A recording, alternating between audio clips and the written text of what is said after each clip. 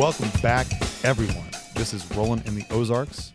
I am Gentrovo, aka Gentry, and this week I am joined with Hubble and Jay. How is everybody doing? Doing well. So good. It's been such a fun week, and real excited because I have a long weekend ahead of me. I'm off work Oh, until next Monday. that is so great. Having 2 days off you're off Thursday and Friday?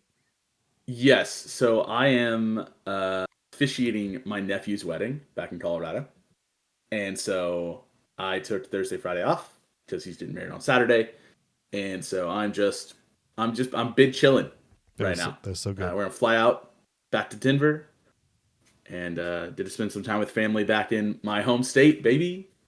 Well, Boy. I actually took Can't I think took I about took the day off. I took today off. I did not go to work today. You know what I did today? Me and my youngest son and I, we took the day off and we decided to go eat some sushi, and we decided to open some Rift-bound packs and do some League of Legends Rift-bound stuff today. And that's what we did. We did some gaming hobby stuff today because we needed a day off, and Awesome. that's what we did. And it was great, and I enjoyed every minute of it. So take that, man. The man. Ha. What have you been doing with the Rift-bound stuff? So basically, with Remy and I, my youngest son, we've been collecting. But today, I actually showed him how to play the game. Right. So we've just been opening packs and like finding the big pulls, and finally, I was like, let's make a deck, let's do some stuff, and we actually played today. And he found out that this game's not easy because he had mentioned to me, he's like, hey, I want to go to one of the events. It's like, I want to go to the events at GXE. I want to go to some events. I'm like, okay, cool. These guys are going to beat you to smithereens if you don't know what you're doing. And so he found out the hard way today, like, hey, yeah, this game's a little bit difficult, but that's part of the gaming hobby. And so it's one of those like, hey, let's learn how to play it, learn how to make some stuff. And you know, and then later on tonight, like, it was awesome because like he got a little bit disheartened because he got beat. I'm sorry, Remy, I beat you in the game. However, he came back and like we were organizing cards, and we're talking about, 1,000+ cards. And he was like, Dad, can I organize these cards? And I'm like, yeah. And so he started just like putting cards together and was like, oh, this one does this, this one does this one does this. And so he started having this gamer awakening, right? Where like he was just like having this epiphany of like, Yeah. oh, I should have done this here and this there and that there. And I'm like, oh my God, I started tearing up a little bit. So because I was just like, dude, this is what every father wants in his gamer son. That is awesome. Yeah, it was beautiful. It was beautiful. So that's so great. And Yeah. here's the thing. If he learns it when he's young, and then 5 years, 10 years from now, because his brain is all malleable, he's going to be destroying all those old folks. Oh yeah. He's just going to be absolutely crushing them, and get him into Warhammer, and then he'll be crushing us in 5 years in no time. I honestly believe like having kids do this when they're younger, like their analytical brain gets better. Because like when you meet these kids that have been gaming for a long time and they're in like 20s and 30s now, kind of like you guys, they're so talented and they're so analytical and they're great gamers. Even if they haven't been playing the game that long, they know what to do and they know how to play you. You can have all the experience in the world, but you still can't beat them because they just know how to analyze content. They're great. I was just gonna say, and it's great to see like the parts of your brain that are like reading comprehension, logic, like even math, right? Stats get clicked in by so many of these games. Where, and again, coming at it from an educator perspective, where it's like, great, anytime that I can get students or kids to read something and actually like task their brain with making these neural pathways, oh, it just pays dividends. It pays dividends in the end. Like you said, like not only are you a better gamer, but like your brain stays malleable longer. It stays healthier longer. You're building social. We hope, fingers crossed, we're building social skills. And it's Well, it's one of the reasons that Warhammer and I mean all games. Yeah, I mean, you speak about social skills, and here's the thing too. And I mentioned to my son your comment that we had a couple podcasts ago about your phrase, you got to learn to love to lose, right? And he was winning the game, and he had his thing set up, and I came back and I got him. And I was like, hey, I'm gonna play this. I'm gonna get you. And he got upset. It's like, hey, I thought I was gonna. He thought he was gonna do it, and I actually referenced you, Josh, and I was like, hey, like I got this guy on the Rolling in the Ozarks podcast that like said this comment about gaming, and I don't know if this means anything to you right now, but he said you got to learn to lose, because you're going to learn to like you're to learn from your mistakes and learn how to actually win and be better. And so he went off about for 30 minutes and thought about it and came back, and then he was just gung ho about doing more of this game and being into it. He's like, yep, you're right. He's right. And so, Josh, like you did, I used your phrase and it influenced my child. And so, thank you. Aw, so sweet. It's We build upon our failures. right. Success is built on a big pile of failures. Exactly. So let's go lose a bunch more games right now. That's what That's a great segue. Every time I lose, I would love to talk about. I got to experience this in a incredible way this week in a non Warhammer. Well, it's a Warhammer game, but I'm playing I'm part of the Blood Bowl League, as I believe all of us in this podcast are.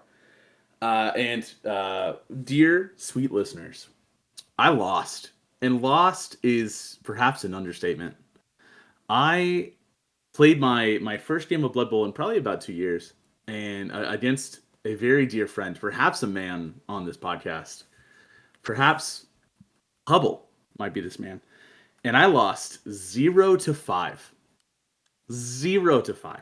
I scored not a single point in the entire game. Now, not only did I not score a point, I had a member of my team killed in this game. So, what did I learn? I learned a lot. I learned a lot from that game. I learned how to play Blood Bowl better.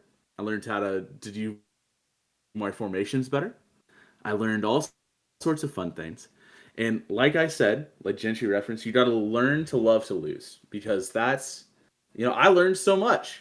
And I'm hoping that I can make a comeback at some point in this league and murk a bunch of Hubble's fancy little beautiful human boys. Just send them off into the crowd, get them eaten alive, that sort of thing. But that was pretty much my only thing that I did this week. I really haven't done much else but play Blood Bowl. Yeah. How about you guys? What have you done? Yeah, the Blood Bowl game was very interesting. So Josh is playing dwarves, and I am playing humans. The reason I'm playing humans is that they're painted up as Chargers, and I'm a Chargers fan. Being from California, it's just I was one of my teams I love. And I was like, okay, I'm gonna wear my Justin Herbert jersey when I go to the store, and I am full on role playing, being Coach Harbaugh when I'm playing my Blood Bowl. It is what I'm gonna be doing because I just love Blood Bowl so much. Now, the main issue is that all of the humans are strength 3 and all the dwarves are strength 3. And so that caused an issue when the ball is kicked into the back line. And then a catcher runs 8 movement, punches a runner in the face, and then takes the ball and gets a touchdown. Is pretty effective as a play. So we were in a very unique setup where we didn't have any of the buffs. And the catcher that scored 3 touchdowns killed a man as well. So he is a phenomenal receiver. We can make he might be a Jerry Rice, Adrian Peterson, whatever. He's a phenomenal wide receiver, and now he has block. And so he's going to be really hard to kill with dodge and block on him. The blodge, if you are a Blood Bowl player. So I am very excited. However, he did hurt one of my guys, the other receiver. He is -1 strength now, and he also hurt a fire him and replace him. That's fine. And then we have, in fact, started streaming games. We streamed our first game on Friday last week with our technical difficulties. Thank you for those that hopped on and watched us. We are trying to figure out how to stream regularly. but it was a good time. And Randy beat me there. I just threw together Stormcast list, and I definitely made a mistake with overextending, and his Wrath swords just pummeled my poor prosecutors into the ground. So that was a choice that I made early on in the game. And then I tried to keep it close, but the mortals from his disease just kept picking off my units too fast in Stormcast. So that was a situation that happened. But in the future, I believe we are going to be streaming the day after this podcast comes out on the 19th around 3 to 5 p.m. Central Time. We'll start, mattering on how quickly we can get the system set up and running. So, anyways, that was all I did this week. So you guys talk about Blood Bowl, and I was looking at the league statistics, and I was like, how in the heck did humans score 5 touchdowns, Josh? 5? Dude, sorry. That's pretty brutal. That's pretty brutal. But here's the thing, like Hubble's giving me daddy issues because my father used to play humans all the time, and I freaking hate the humans so much because they're so well-rounded and so good at everything. It just makes me sick. Because there's going to be one dude on that team that's just like a catcher in game 1 that has 3 touchdowns and a kill. No, thank you. You know what? We need to put down a $200 million bounty on this guy. And I propose this now. We need to put down a huge bounty on this guy. Whoever kills him just gets a mega bounty. Yeah, that's what I'm saying. Now, I was on our last podcast, or not last one, but a couple ones ago, or a few of them now, that I bragged about my Blood Bowl abilities. And I now have to eat my words because I got to play Brandon, and I didn't realize how good at Blood Bowl this guy was. I got to play his undead Blood Bowl team with my elves, and I won the pitch. I got it. I was doing some great things, and I could not get past his defense. Now, if you are the elves, and if anybody out there is an elf player, the only thing you don't need to do as an elf player is roll a 1. You can get by through the whole game by rolling 2 pluses and be fine. Now, in my game, when you roll 13 ones on individual rolls, that's not going to be very good. It was a very, very bad. I had 5 elves left on the field at the end of the game. It was pretty bad. I stuck in there 2-0. But dude, Brandon was such a good player, such a gentleman. I'm a huge fan of this individual. He knew how to play that. He knew how to play it very well because he was afraid of my passing abilities. But I tried to do some janky elf stuff and I couldn't pull it off, man. I kept on just like having mishaps and he took advantage of it and just played it really well. So he got me. So I'm now 0-1 as well. But not 5 touchdowns. Dude, 5 touchdowns.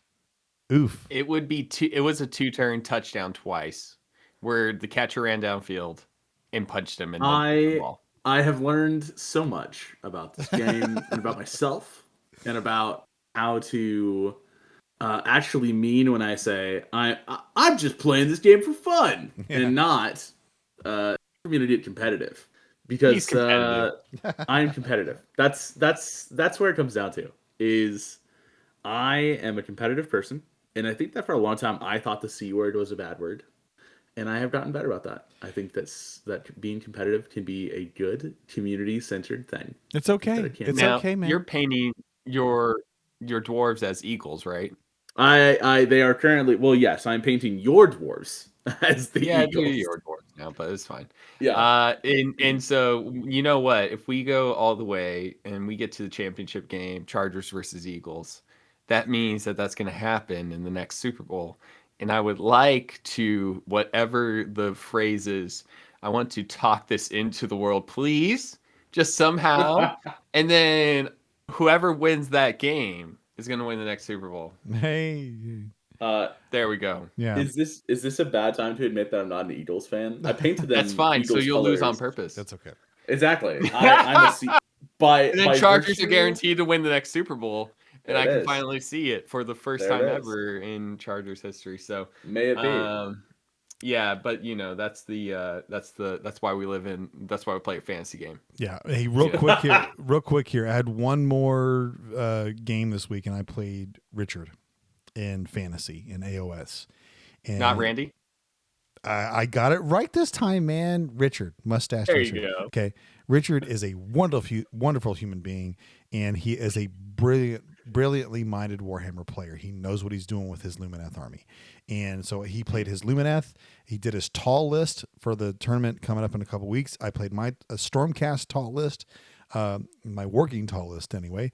And he took his cows. He had 3 big cows out there with the light and the wind mage, the wind mage, and a unit of Dawn Riders.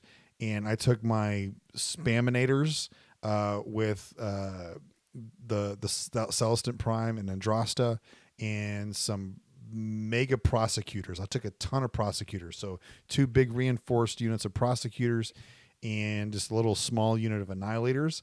And we got going in the first turn and a half. It was going good. And then in turn 3, he got the double off on me, and he refused to take it because if he did take it at the time, he was going to just annihilate me. He would just wipe me out because he made a bait move. I took the bait. I failed him. I failed to actually get the charge in. He won the double turn because he rolled a 2 and I rolled a 1, and I was like, oh, great. And he said, you know what? This is just a cool game. We're just doing a square off. If this was a tournament, I would totally take the double and annihilate you. And I'm like, I totally understand that. But he's like, why don't you go ahead and we'll see what goes from here. So he gave me that turn. We played it out. I had a huge 20-point turn, went up a whole bunch of points, but he made a comeback. And he did a great comeback on me.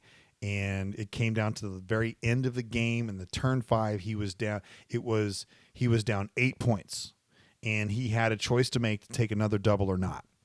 And if he took the double, we were playing a 4 objective map. I can't remember the exact title of the map, but if he could take all the objectives and get 10 points and be up on me 2.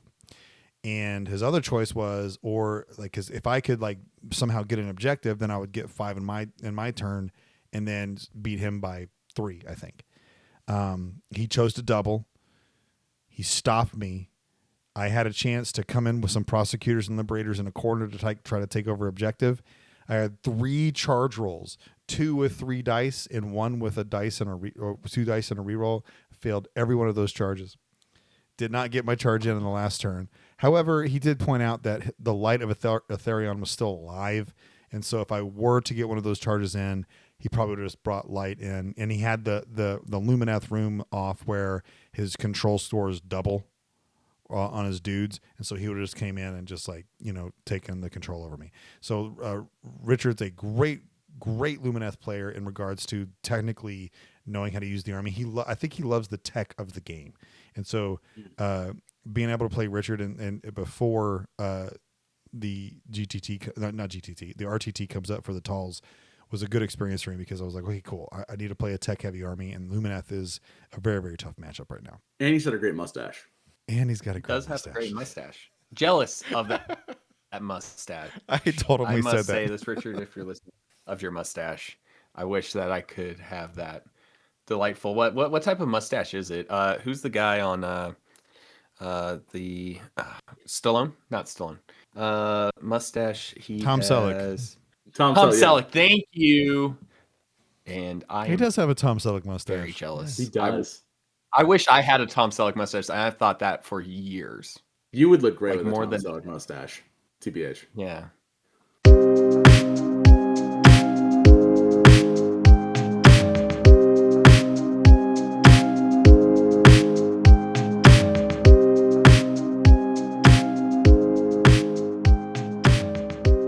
All right. So last week we talked about VHS, and our dear Gentry here felt a little left out because, well, he's probably the one that was most involved with the VHS world. And I think he has a fun little story for us regarding VHS, or maybe just some memories. Okay, being a person, if you lived in the South at all in the 1990s, you are familiar with a store called Hastings, right? And so I worked at that store for a good solid 5 years. But in my youth, there was no Blockbuster, there was no Hastings. There were little bitty video stores in the corner of small towns, right? Or sometimes in a grocery store when you would see like a little, cagey little standee of video cassettes and weird plastic containers or whatnot. And I would have several videos that I would actually want to get, but there's two that I want to talk about in particular. One is when I went to my grandma's house, and it was Ernest Goes to Camp. That was my go-to when I went to my grandma's house because there's a town in Arkansas called Hagerville, Arkansas. They had this little post office, and then there was the post office / grocery store / everything kind of thing. And they would have this, they would have maybe 20 movies you can rent. And Ernest Goes to Camp was one of them. And every time I visited that little town, which was 50 people, and I would go stay in the middle of the woods with my grandma, I would rent Ernest Goes to Camp. The second one, and I got to talk about this because this is a super deep cut, Garbage Pail Kids, the movie. I don't know if anybody's ever seen this in this podcast. It is literally one of the worst movies ever made.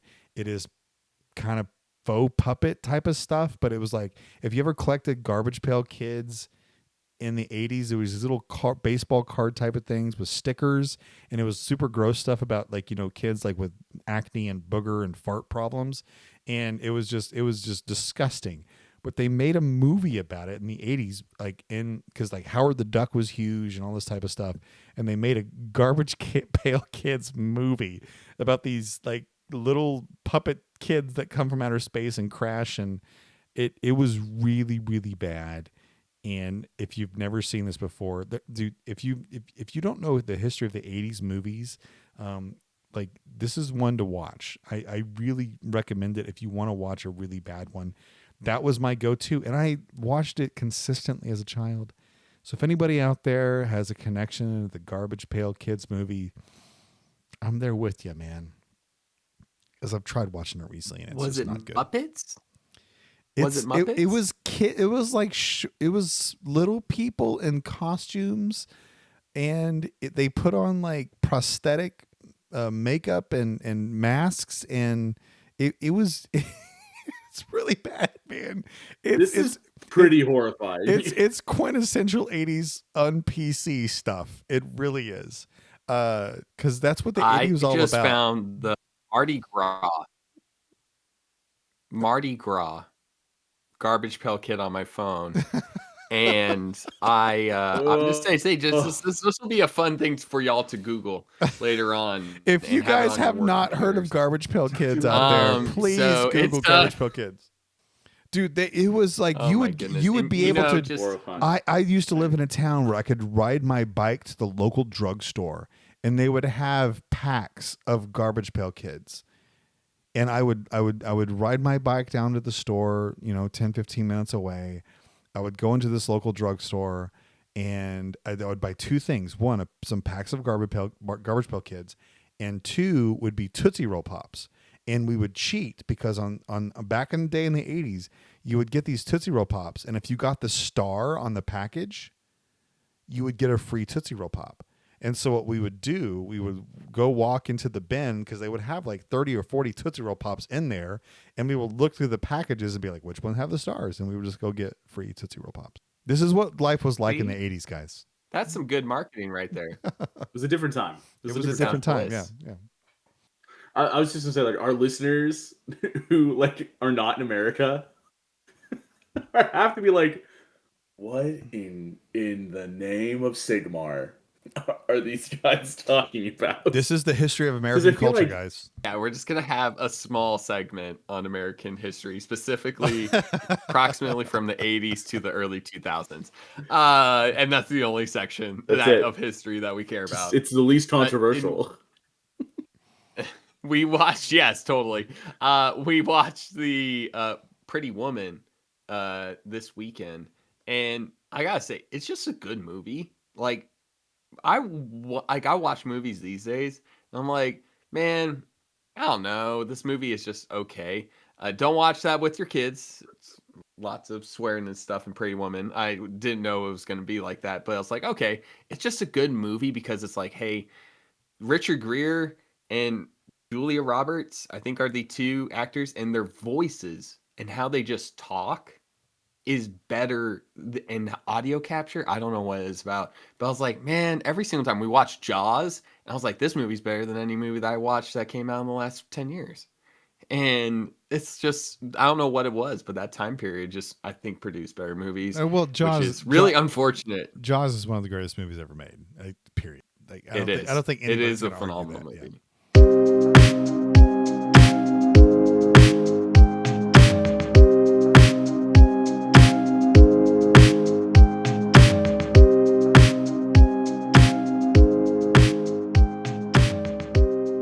All right, so kind of just a question of the week here. What is your favorite paint scheme to do on your army, or just to paint up a model, whatever it is? When you're painting, what is your like favorite outcome or mixture of colors? So for me, I have my blue Nurgle. And I love painting the Nurgle models. First off, they have the details, but it's not excessive details on them. And I love, having the blue flesh with the metals on there, and then the pinks and purples that I get to mix in together.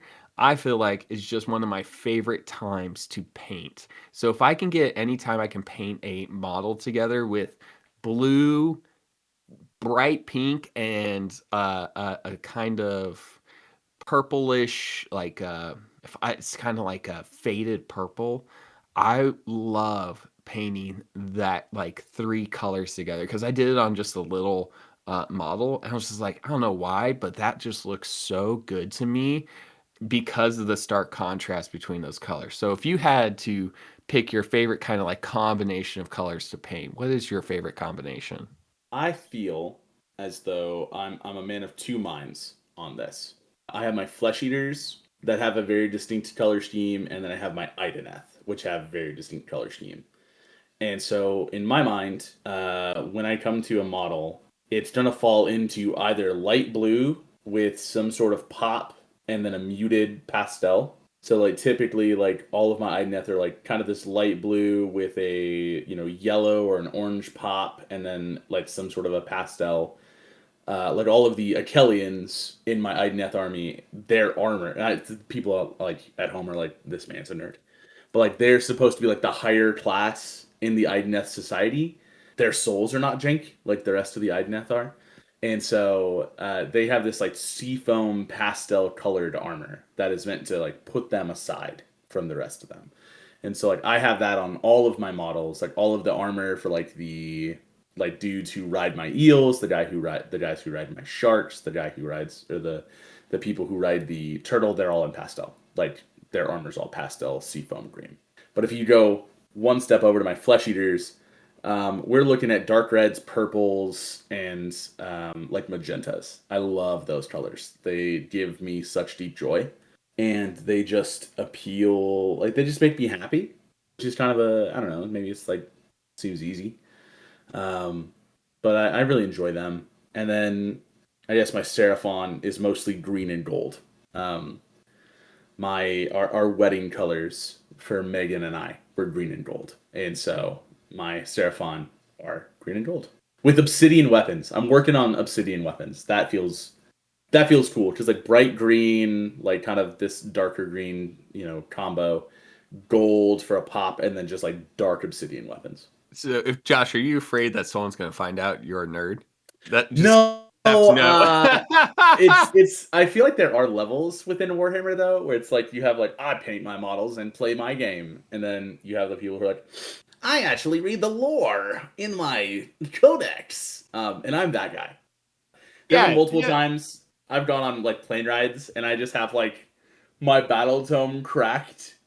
Like the last time I flew to the West Coast, I was reading the Flesh Eaters book, and it's like Count Grizzlemar did snap upon the bone marrow, and the person next to me is like, "Cool."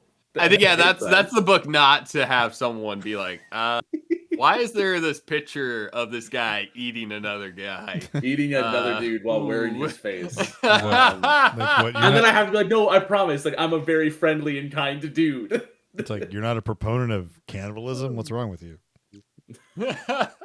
It's All right, just a Gentry. nibble. So Josh's favorite color to paint is all of them. And so I Gentry, what are your favorite colors to paint? first of all, I love Josh's impersonation of nerds. It's great. Um, just makes me like, is that what I sound like? Is that who I am at this point in my life? I got three go-tos. Blue, green, purple. I love those as base colors for multiple armies. And then being a stormcast person, like those are three easy ones to use, and then you just throw in gold and silver and you're good, right? But like seeing other armies painted, one color that I don't utilize as much and I've seen other people do really well is red. And like I'm just not good with reds because I make them too dark. And I would just like to be a better painter with red and make it like being able to go up and down the scale of learning how to make dark and light reds. I did my Fire Slayers pretty well. You know, I mean, I did the whole traditional Fire Slayer look where it's just like, hey, let's do the Mohawk with the orange and all that type of stuff. And the Magma Dross pretty bright with yellow and oranges and reds. And I'm just not super good with those reddish, orange, yellow colors. I'm really good with the muted blues, muted purples, and muted greens, especially when I do Lumineth and Stormcast. And I look here, I look at some of the orc stuff that I've done. I've done some Iron Jaws thing. I'm a big fan of the yellow armor on the Iron Jaws, and yellow is really hard to do. Yellow is super hard to do. Like what I figured out, a little secret is like you gotta, you water down your paints, make sure that you do it layer by layer, and then that inking and the shading thing is super important for the yellows. It really is. But I'm just not good at it. But what I've discovered that I am good at is those three colors that I mentioned: is purple, green, and blue.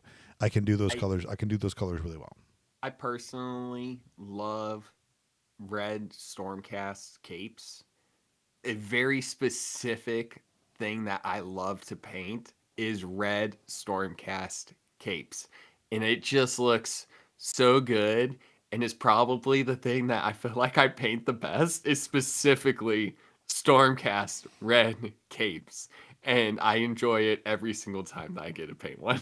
Yeah. So I had a conversation with our friend Obed the other day, and I was like, "Hey, we need to get him on an episode of the podcast because I do think that he would be the person to talk about painting with. Because like Obed, I think in our region, in our area, he's our number one dude to go to painting. I want to give all kudos to all our painters out there in the Northwest Arkansas area, but Obed, time and time out, is just solid with what he does.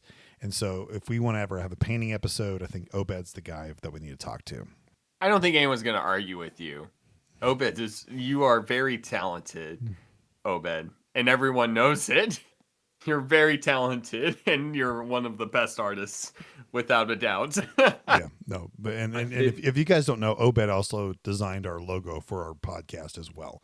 And so, a very gifted artist. And I think, any future conversation about painting and strategies and tips and tricks and stuff, that would be a great future episode. So, Obed, if you're listening, let's do this, man.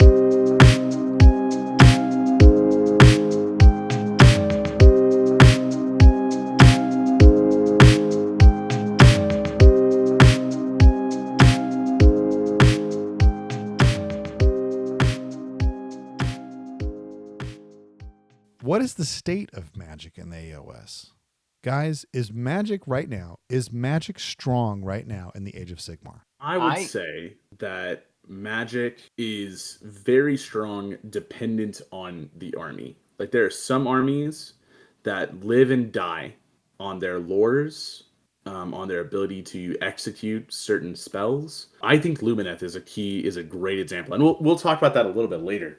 But I think that there are many, many armies right now that hinge on kind of their ability to get stuff off. I don't know if you can say, broadly, are we all, is Magic good or bad? But I can say, I think that it is an integral part of the game. I think it's a big part of many, and really even some armies that you don't expect it to be a big deal for. Like I think Ogre Magic is a bigger deal than many people give it credit. Igneth magic, I think, is another great example of that. That would be, you know, for a number of reasons that maybe we'll talk about in a second. But broadly speaking, I think it's army dependent. But I do think that if you don't have like a caster in your list somewhere, you are missing out on at least one. You know, you're missing out on something. That is my comment on it. If you don't have magic in your list, you know you don't have magic in your list. You're missing out on a key component of the game. And even for something, it's like it matters on how crucial it is for the army that makes magic feel good or bad. And that's kind of the topic of magic when we say like, hey, is this my whole army? We're going to be talking about Zinch. I think Lumineth has, magic as one of its core identities. Seraphon, they're lizard wizards. And, we have these armies that are just super deep and like they're the magic armies. They have a hero designated to magic. And if it's not going off, then it's not going well. It's going to hurt a lot more. Now, ogres, if we get the blood feast or the +1 to the attacks off and we give that to a set of iron guts or gluttons, and you don't dispel that, you're gonna feel that immediately. And so magic, we kind of look at is saying, hey, there's buffs, debuffs, damage, and then utility, which is really most of the time going to be something like teleports, which is just more movement shenanigans than anything else. And, we can look at various other ways of utility throughout the game. But I would say if you don't have magic, you definitely say, like, oh, I'm running a no magic list. You're playing KO or you're playing Fire Slayers and you can't interact with the opponent, which means that it's free will, like they can just do whatever they want. So do you think that's actually, if you're going to an RTT or a GTT and you decide, hey, I'm going to go no magic here. I'm going to go all shooting or all more or all melee or I'm no wizards, no anti magic whatsoever. Do you really think that's that big of a disadvantage, or do you think that armies out there can counteract the fact that they don't have wizards or any anti magic? I think that you can run a list without it, but it's going to be a long game situation with magic. If the long game plays out, if in turn 3 75% of both armies are still out, you're going to start feeling the magic get stronger throughout the game. And that's just because most of the time, if you're having a teleport spell go off, then suddenly they're on the other side of the board and you can't catch up. And you're just slower, you have maybe less units on the board, and suddenly the magic went off, and that's great. When you have a -1 to wound put onto a unit of yours, and you're like, hey, if you hit this guy, it's -1 to wound, and it's a damaged unit, so maybe instead of 10 rot swords, you're down to 6. -1 to wound is going to hurt a lot more just because of the impact that it's going to happen throughout. So for me, magic is going to be if you're facing an Alpha Strike army, magic I feel like doesn't do as well. If I can throw the Bastion AOR at you and I can just hit magic right in the face turn 1, your spells didn't do anything. Guess what? Now you're dead. I win. But if it's turns 3, 4, and 5, and I've been zapped by Lord Croak over and over and over and over again, and I'm like, you just killed so much of my stuff just by zapping me nonstop. It's really like, oh, okay, like the game is starting to turn in your favor at what feels like a rapid turn. Yeah, I would completely agree. I think that there's ways to play a low magic or no magic list very, very effectively. See really high level play from Carriage and Overlords players, right? They have languished in a land of no magic and no prayers. Um, and they still do crazy work. Um, I love the point that you made where it's like there are certain archetypes that you will struggle deeply into, and Alpha Strike is definitely one of them, right? I think of our good friend John Cox, the trash man himself. We love him. But we have often spoken, and he's like, turns out the way that you like you deal with wizards is by punching them in the face, which is just true. It's just true. You know, next time a wizard gets at you, introduce them to the fist. You know what I mean? But for me, I love, and I will almost always default to teleport spells or debuffs as something I want to throw on more. Just because I feel like you get a lot of utility out of being able to throw a debuff on, right? I think of Idneth's counter current ability, which is just half runs, half charges. That's it. It's brutal for some armies. It's brutal. I can't like I hate that spell. Whenever I'm using a magic army and I say to my opponent, I'm going to half your movement or half your charge rolls or do something like that, the look in their face is like, oh no, you didn't. You know, like that's pretty much the look they get. And I'm like, oh, is it really that powerful? Okay, cool. I didn't realize that. Like, because me, I'm like, oh, that's not a big deal. You're gonna roll the dice, right? But then like when you say, oh, I gotta roll 2 or 3, 4 more numbers on a dice roll, that becomes a very, stressful thing for your opponent. Yeah. And I think of, because you can stack that stuff, right? Like there are ways at least in Idneth, to be able to be like, you have half runs, half charges, and you're making your charges on a one, like with a single d6. So high. Unless you're, outside of 3 and you roll a 6, you're not going anywhere. You're not doing anything. Which is spicy. There's some spice. Yeah, the single D6 charge is devastating. It's hateful. So devastating. Yeah. Now, with a single D6 charge, usually you want to be on defense when that's going off. How important is it to do magical intervention, the command, to do a counter spell with the -1 to casting?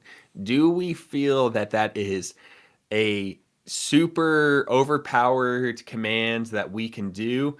Or do we feel like, no, I need to be doing that every single time to constantly be debuffing my opponent's ability to play the game? Okay, so this is something I've been thinking about lately a lot. And it's totally conditional.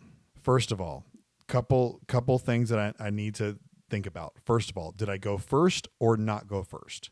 So if my opponent goes first, I know that I'm going second in the first round. Can I get a manifestation off in my first round where it's going to help me out? So can I get Jaws out? Can I get Kronspine out? Can I get something else that's going to be able to move and do stuff when it comes to my turn 1?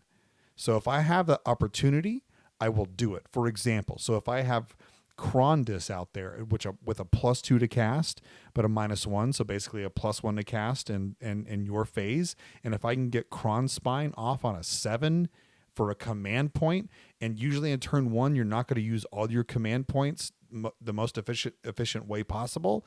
Yes, that is the best possible scenario to do that. That way I can get board presence, I can get Jaws out, I can get Purple Sun out, I can do something that's going to help me control that battlefield, right? Now, buff spells, like as a Stormcast player, I don't have too much of those for turn 1.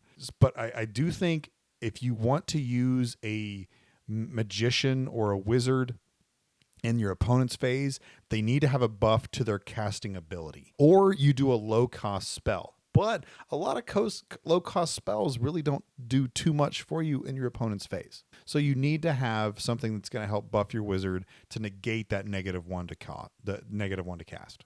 That's I think we're on that same page. And the good thing about manifestation, top of 1, is the ability to move on your turn, right? And that's just such a big advantage because you can go throw it in, and if it dies, who cares? I get it back. And if it can just go in and start if it can go kill a hero and punch it and be like, hey, now you're dead. I remove a utility piece. You kill it. Who cares? I get it back next turn. I just want to not have to cast higher than a 7 on the opponent's turn. But the Starfall specifically for the Stormcast list on a debuff, that's on a 7. Krondys has +2. It's going to be a 6 Yeah. on their turn, on the opponent's turn, which, going down to 1d6 charge is that the best spell? Is that the best debuff in the game? Is doing -1d6? It's certainly one of the top, if we're doing a tier list of spells, it would have to be like S or A, whatever the best one. It might be the best one, but it's pretty phenomenal making your opponent go down. I think that the command point is worth it if you have plus to cast. Completely agree. It is so matchup dependent. It's so situationally dependent. It's so conditional. But if you've got the ability to throw out a pretty crucial spell on a 7, my rule of is always, is it a 7? If I can get it to a 7, I'll try. Why not? But if I'm looking for an 8, or heaven forbid, a 9, in this economy, are you kidding me? No way. Not happening. I think that it's such a gamble. Does it feel bad, though, when your spell doesn't go off on a command, magical intervention, or worse, it gets dispelled? You roll an 8 and they roll a 9 and they dispel you. What's like, is it worth it? Or is the risk just generally worth it? Would you say like it's 70-30% worth it to go for magical intervention in a magic heavy army specifically? If you've got pluses to cast, like if I'm playing Krondys, right, then I think it is a 70. I think it's a 70-30, maybe an 80-20. I think it's very worthwhile. That math gets worse depending on what your plus to cast is and what the situation is, right? If I'm out of dispel range, I'm gonna make it rain command points. I'm a cast, right? If I'm like right down the street from somebody though, and I'm like, this is like an 8, this is gonna be kind of tough. I'm gonna have a hard time. I don't really feel terrible when my magic gets dispelled, but that's just because I've been browbeaten into accepting that my magic is bad. Like I just can't roll magic rolls. So I'm just like, it is what it is. You know what I mean? Yeah. Now, so we talked about debuffs. What about mortals? And Gentry, you play LRL. I hate getting zapped over and over and over again, and it is a little bit frustrating. How do you handle? Is it Searing Light or Searing Burn? I can't remember With off the Techless, top it of my is. It's head a here, Searing Light with the Techless. LRL spell. Yeah, it's Searing Light with Techless. Like you just got to stay out of that 18-inch. I think like usually with how to combat Lumineth is like you have to control Lumineth because they're trying to control you. Lumineth is going to try to keep you in a range pot. They're going to say, "Hey, I want you to be here, here, and here." And what you do to combat that is like, "No, I'm going to be over here. I'm going to stop you from doing that. I'm not going to let you do this to a whole bunch of stuff. I'm only going to let you do it to 2 or 3 things." Right? And so the fight against the control player, which is the Lumineth, is to control the control player. And that's the way to get it. Now, and like with your aggressive army, like I'm going to come in and 4 inches at you and charge you pretty quick on turn 1, yeah, I can get you. But like, if you have a shooting army with KO or other things that can like poke things out, you can stop that. You can stop that magic stuff. However, a good Lumineth player, and we haven't even talked about Tzeentch yet of how good they were with control magic.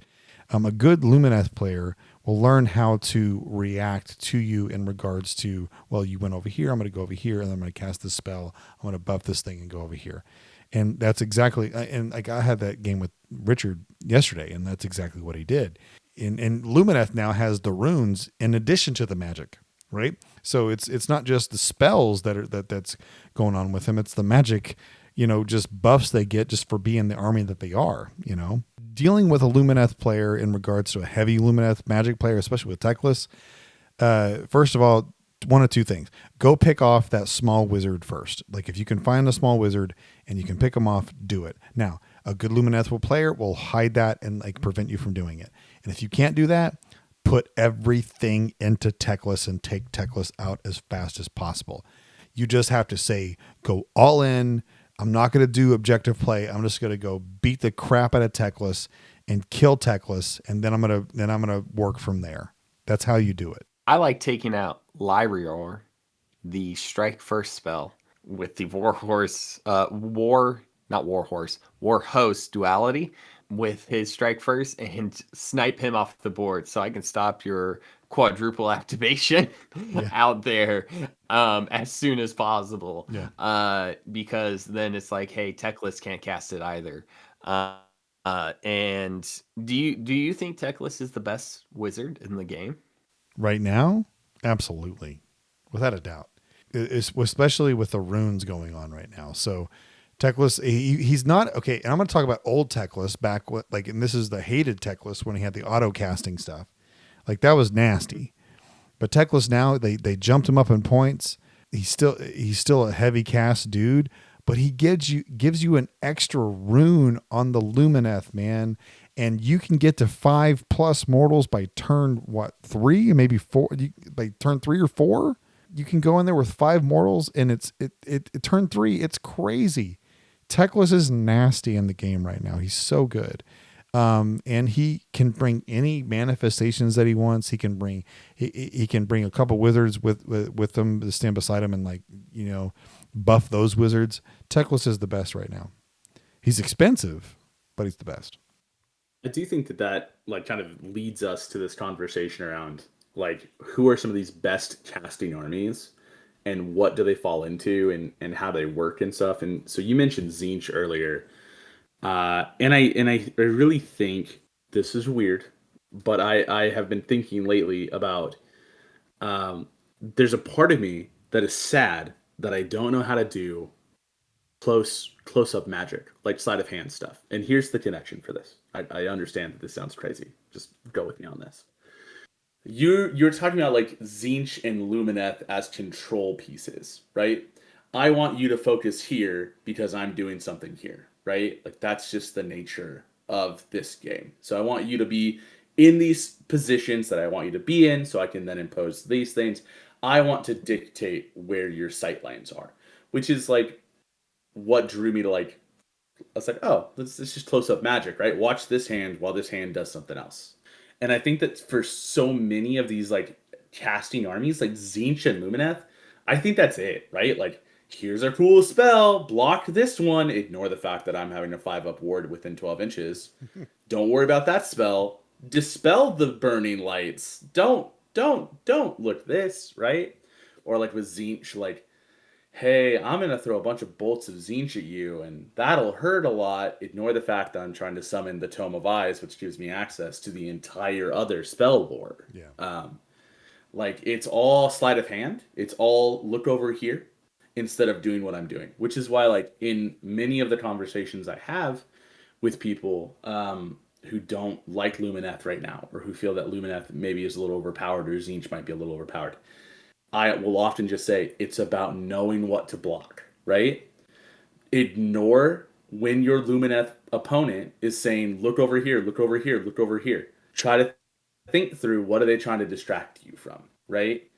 But that's so different than like what I would classify like Seraphon casting as. I think Seraphon casting is headbutt casting. It's I'm gonna just like beat you in and it helps that Croak is like, anyways, I'm gonna deal 9d3 damage with 3 casts basically board wide, like kind of wherever I want to be. Um, the fact that they have run and charge, the fact that they can just draw a line and be like, anything in this line gets damage. Seraphon's casting is much less about like, don't look over here. It's much more like, you're gonna look right at my face as I headbutt you, and I think that that's also a valid style of casting. I think that when we get into it, and I would say Deepkin, because like I also think about obviously it's like my army that I play right now. Like Deepkin is it's so geared around I just have utility. Like I'm not super sexy in terms of the damage I can do with my spell lore. I'm not super like I don't have a ton of really good war scroll spells. There are some that are pretty darn good. I'm not gonna lie to you, but like most of it is anyways this 12 or this 6 stack of eels is now in your back line because I teleported, and I'm gonna do that 3 more times from my wizards, and I'm gonna do it once for free with my tide, and now I was in my deployment zone. I'm on that other table across the game hole, like I don't even care, right? So to me, like I just think of those in that way. Like you have control, and that's entirely your point, Gentry. Like I got that from you. Like there's control armies, there's headbutt armies, and there's utility armies when it comes to spellcasting. And I think a weird like niche one, like I said earlier, is like ogres. That has some stuff in different spaces, but I think it falls mostly into kind of the headbutt, but it's in the I'm gonna give my Iron Guts a whole other attack, which is to make you cry. There's just nothing else to be done about it. Yeah, and we haven't even mentioned So like Sylvaneth. All the Eth armies great at magic. Here's in like with the trees and the buffs that the Sylvaneth can do. Here's a question: and cities of Sigmar has some magic people coming out, right? oh yeah, Do you think that yeah. that might have? Cities is pretty wide. Are they going? Are they legitimate in magic, or are they not? Or is that just like kind of like a hey, they kind of a caster? Like, what do you think of cities? I mean, the thing about cities, and we don't have the full book yet. We got some leaks here and there. And it is you can kind of tune up cities however you want. If you want it to be more magic heavy, usually you can put the right battle formations and battle traits in place in order to be better casters. And it matters on what spells are available to them. And I think that's kind of the topic that we've been dancing around is just what spells are available to you is such a big part. It doesn't even matter how good your spell like how good you are at casting. It just matters how much of an impact they have on the game. And like there's like the just the classic Stormcast D3, one little zap. It's like cast on a 5 or something. Super super cheap. Um and I don't know how often I cast that. I don't know if I think I've casted it once when someone had like 1 health left and I miscast it. So it was perfectly timed not to get that spell off. But I think cities is one of those armies that it is going to fall much more into the utility side. Cities is about ramping. You're going to ramp up your army and be stronger. I don't think it's going to be tricks. I don't think that we're going to get the fun stuff to be able to be like, "Oh, we're going to do this over here and trick you into something." And I don't think it's going to be a Lord Croak. It's just going to be a strong utility, which is really what I think, Stormcast is like as well. It's just a strong utility army. And really, it's like ogres is just it's one of those comparisons because it's like it has really no strong like casting in it. But if you get it off, it just has one that's really, really, really good. That if it goes off, it's gonna make life miserable for your opponent. Now, can we build around relying on that really good cast? No, you cannot build your army relying on getting +1 to cast. Just because, well, you don't really have that many. You can get +1 to cast, but you still have people that are going to be unbinding you to infinity and beyond, just constantly being like unbind, unbind, unbind, and you have to get the thing off first, and then if they roll better than you, um, that's just kind of the situation. I think that I would say, almost everyone falls into the category of utility. Most armies fall into utility. Then there's a good handful that have no magic. Corn, we don't like that. We don't like these magical nerds over here. No magic, no fun. But then I mean, like, we just have these really outstanding magical armies out there that it's really hard to not talk about these three. I feel like this is where we have Zinch, Lumineth, and Seraphon. I'm sorry if we're missing anyone else that is just like I think my army has the best magic. Like Flesh Eater's Court, you have a spell that can make me bonk myself, and that is not fun to happen. And that's just one of those utility pieces. When it goes off, and it's really strong. But it's not going to be something that I think. Josh, would you say that you build your army around trying to get that spell off? No, like that's a I would like I think you do a great point of saying, right? Like you build armies around certain things, and other stuff is just it's sugar. It's nice topping, right? Like when I can get you to like one shot a launch strikes unit with Bastion Carthalos, I've done it before. Ugh, just like I feel my skin be rejuvenated. I'm moisturized. The heavens have opened.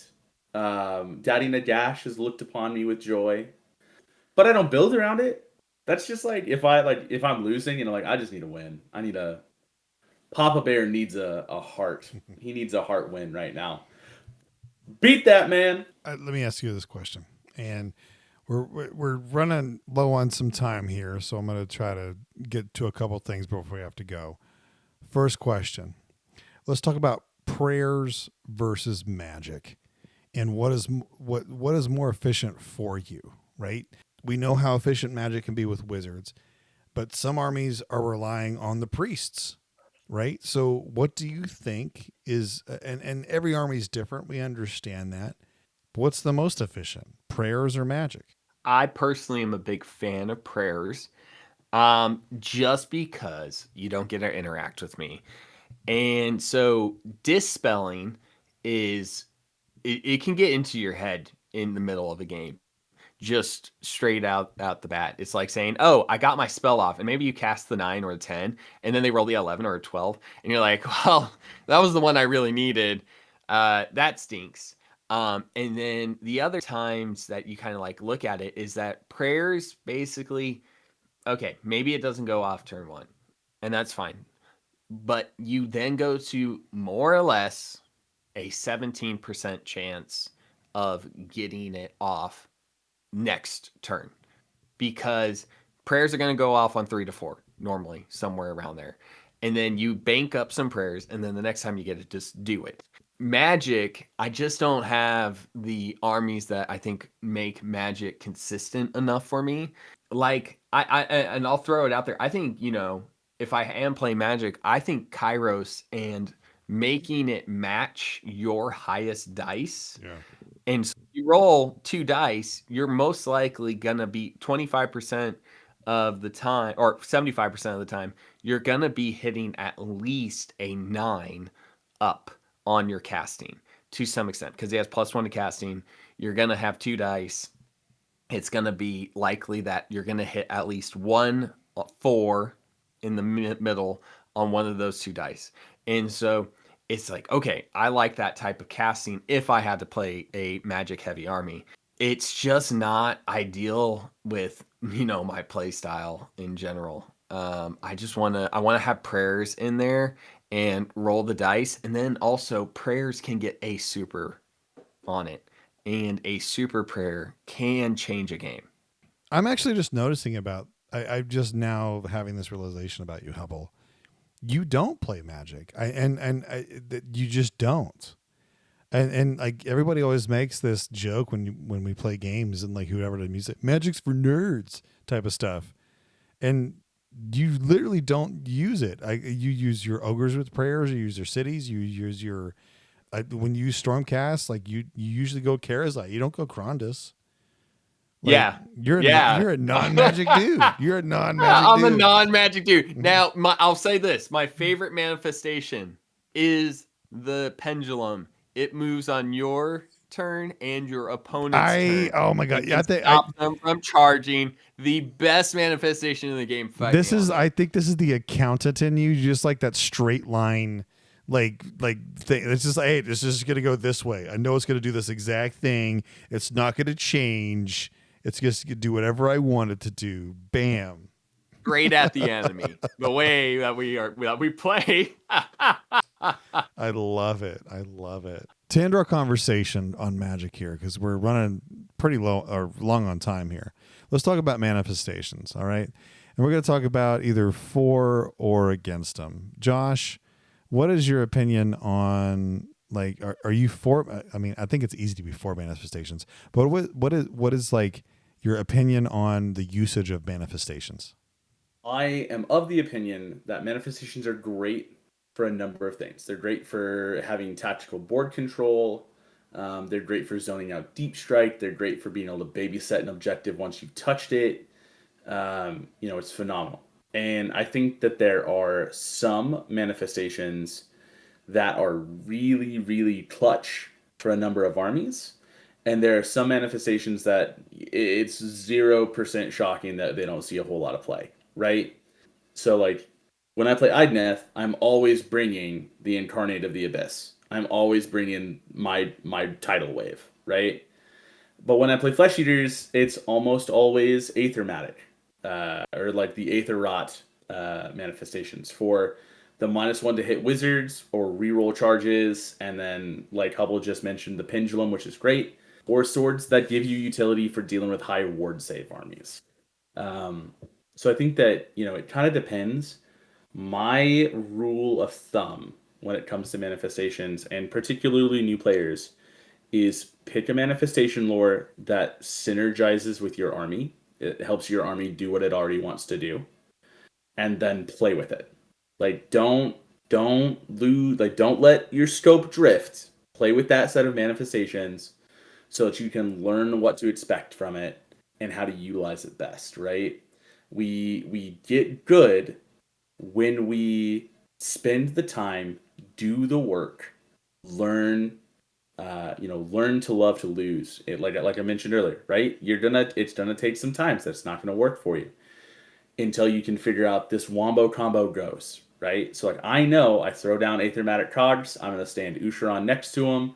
It's -1 to hit wizards. He is now suddenly a much bigger threat because that man is gonna clobber people and he's gonna be -1 to hit. That's crazy. I'm gonna throw down my Incarnate because I just need you to deal with a big beat stick that has 12 health on a 4-up 6-up and hits for 3. I know these things, and so that's my encouragement. I think that some of them are good. I think some are not so great. Obviously, every faction has their not every faction, but many factions have their own manifestations. And I think most factions that have their own set of manifestations, those are probably the manifestations you want to take because they do kind of naturally synergize with what that army wants to do. And I think that people throw crap at the generics. I think that it's one of the best things that Games Workshop has done. Being able to say, buy this one box, it has a bunch of models for you to paint, and you can make it goofy because no one really cares it's magical. But you get, Ravanax in that one.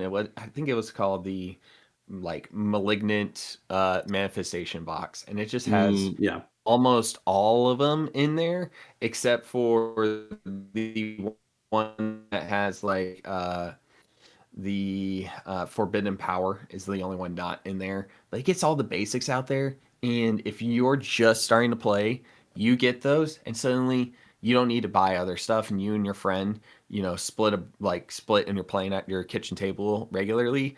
Well, now you have something to play with, and you have options within there. So I think that if you get that generic box, it's a good start. If you're just saying like, I want to play the full game, that box is definitely worth it. All right. So my main takeaway from this whole conversation is one, have something your opponent has to deal with or cannot deal with, right?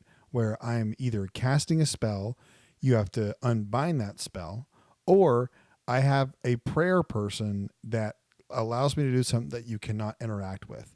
So if you're running a list out there, I think to have a great competitive list within either the hero phase or whatever we're doing with magic wise, you need to have something that does something in that phase. If you're running a list out there that doesn't do anything magic wise or prayer wise in AOS right now, you're doing yourself a disservice. You need to have something out there that does something that either buffs your army or does mortal wounds or does something against your opponent or for yourself. If you do not have that, you're running at a disadvantage.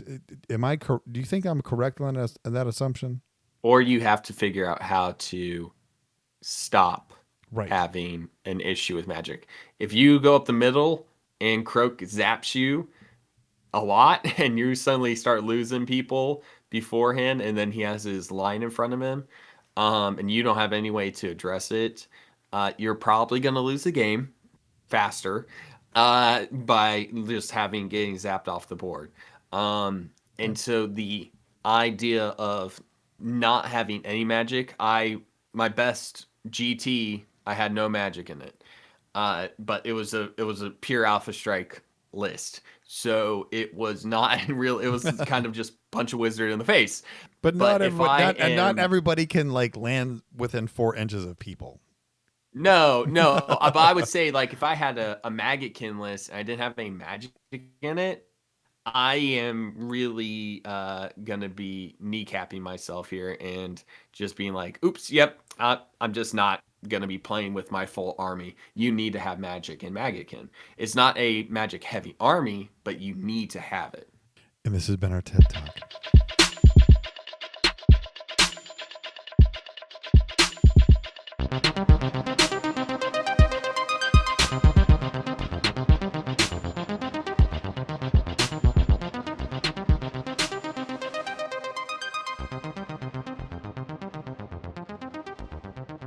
All right. Well, everybody, thank you for listening to our podcast. We have a few things to take care of. Josh, start us off here.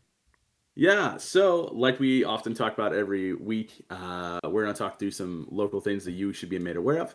We're going to start with our Tall Hammer RTT at Games Explosion in Springdale, Arkansas. If you are in the Northwest Arkansas region or kind of like South Central Missouri or, Eastern Oklahoma or Eastern Kansas or anything like that, we encourage you to come out.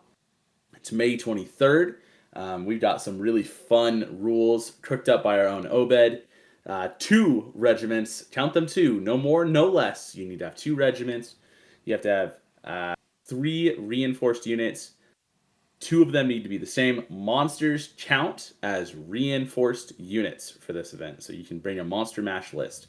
It'll be a phenomenal experience. We always love having the homies out for the RTTs. And then you get to meet us and, play 3 phenomenal games. Chances are we'll eat some lunch with you, probably at Slim's or maybe the Thai space. Or maybe we'll get pizza. But it'll be a great time. We want you there. So see you on May 23rd. I would like to talk about the River City Rumble coming up May 30th and 31st in St. Louis. And that event is hosted by Jake. And I am super excited about it because I'm actually going to participate in that event. So I will be down there, or sorry, I should say up there because we're south of St. Louis. We'll be up there in St. Louis. I think our wonderful Obed's going to be there as well. So that's a couple Feast Brigade members repping the squad here. And that's a GTT in St. Louis. Go out to River City Rumble. You can win a really cool sword. I don't know if it's a Hanzo sword or not, but It's a katana. Katana. Well, I'm just like Kill Bill, Hattori Hanzo sword. Anybody? Okay. Yes. All right. So anyway, River City Rumble. That's at the end of May. I will be there repping some Stormcast, and I think Obed's probably going to bring his KO. That's going to be cool. All right, y'all. We have Bug Eater June 5th through the 7th. That weekend is in Omaha. Now, this GT has 2 golden tickets available. 2 golden tickets available. If you want a golden ticket, head on over to Omaha June 6th and 7th. And then on the 5th is a 1K separate event intended to be a friendly, fun time up in Omaha. However, just as a heads up for anyone that has gone in the past, it is a new location due to some construction. So talk to Matt, the TO, and you guys can go win a golden ticket right now. I think there's only 10 people signed up. It is in less than 5 weeks away, I think. So sign up, get up there, and play some Age of Sigmar. Back, we're talking about the Metagames RTT happening on June 6th. So if you can't make it to Bug Eater or a 2-day event is just a little bit too chunky for you, then good news, my friends. We have a doubles tournament happening on June 6th at Metagames in Springfield, Missouri. It's going to be a phenomenal time. You can come down with a 1,000 point list bring yourself a partner. It'll be a great time. We're gonna play, like I said, doubles. I'll be there. There'll be a few other guys from Feast Brigade there. I'm currently looking for a partner. So if you're like, yo, I want to get into playing doubles at metagames and I need a partner, reach out, find me. Send smoke signals into the sky, will it in the universe. But real talk, show up, it'll be grand. And then, of course, we also have Summergeddon happening at the end of June, which I'm always obliged to talk about. I believe that we did just get confirmation there are 13 teams currently, which means we need another team to fill this out to get us to the crazy 14 teams of 8 people each. And that's a lot of math that I'm not going to do right now. I think it's 120 people. That's crazy. I don't know. Numbers are hard. But if you're interested in playing at Summergeddon and you've got 7 homies who you want to bring to play alongside you, contact Don Trice, who is the tournament organizer, or reach out to us on our socials, either on Instagram. I believe that we have an email. You can email us at rollingintheozarks@gmail.com. Send us your thoughts. If you're looking to get involved, we can see what we can do to help you out. And all sorts of other fun things like this. I'm going to kick it over to Gentry for a special announcement. If you haven't noticed, or if you didn't notice, our main topic of conversation today was magic in the world of Age of Sigmar, or in the world of Warhammer. Now, I would like to actually talk about how magic is just everywhere in our lives, in every aspect. It could be personal, it could be professional. However it is professional, I don't know. But magic is just all around you. Now, I decided to actually make a playlist for our listeners out there. And if you're a person that loves music, I decided to say, hey, you know what? What are some songs out there that are super cool and hyped to listen to that involve magic? You know what I discovered? The 1970s, those bands in the 1970s, they really loved to sing songs about magic. I didn't realize how the 70s were all about like magic trips and stuff. Now, I did realize some things about the 60s and 70s, but man, they really love their tunes about magic. Now, just to kind of kick you off here, I made a 12, I think, or so song playlist. They're not all from the 1970s, but hopefully Randy provide a link to the playlist here.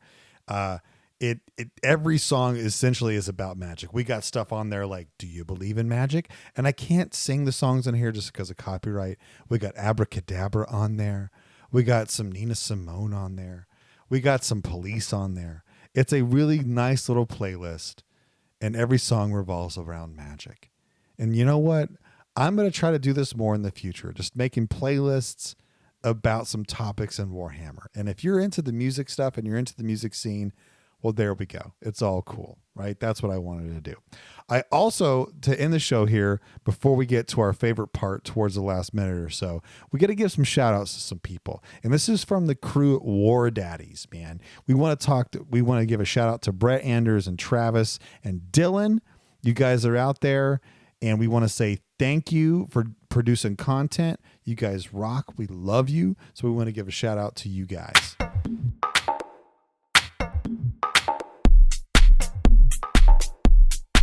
And now, Shillings with Hubble. Hi, y'all. We would appreciate if you guys gave us a like, a 5-star rating, or comment on our podcast on Apple Podcasts, Spotify, Instagram, Facebook. We're on Reddit as well, and I don't know if we actually have any way to engage with us there. But if you can please just let us know what we can do better, we will greatly appreciate it. And we hope that you enjoyed talking about magic with us today. And we are looking forward to rolling in the Ozarks with you next time. Bye, y'all.